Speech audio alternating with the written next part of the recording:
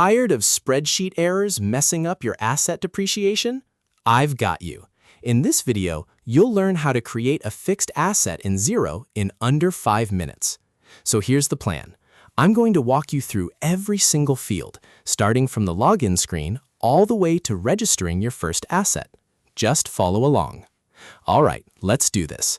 Start by logging into your Xero account. Once you're in, look over on the left-hand side of the screen and click on the menu item that says Accounting. That's your gateway here. From the Accounting menu, select Fixed Assets. This is where Xero keeps all the stuff you own long-term, like computers, vehicles, or office furniture. On the Fixed Assets page, you'll see a button that says New Asset. Go ahead and click that. Now we're inside the creation form. First up, give your asset a clear name, something like Dell Laptop Sales Team instead of just Laptop. Then enter an asset number. This should be a unique identifier for your records. I usually use something like the purchase order number or a simple sequence. Next, select the purchase date. Just click the calendar and pick the day you actually bought it. Then enter the purchase price. And here's a helpful tip. Include every cost that got it ready for use, like shipping or installation fees. That way, your depreciation is accurate.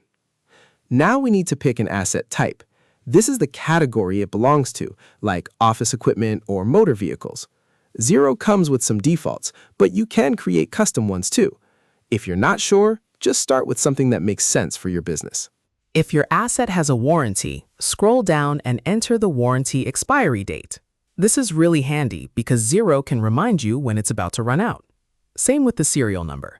If it's on a sticker somewhere, type it in here. It makes tracking a lot easier.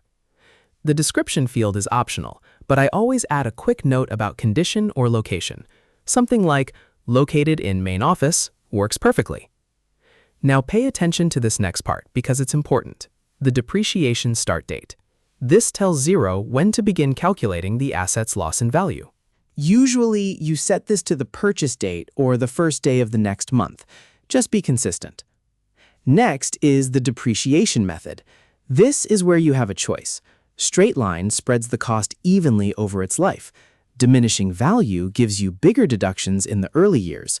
Most small businesses use straight line because it's simpler. Your accountant can help you choose the right one. Then there's the averaging method.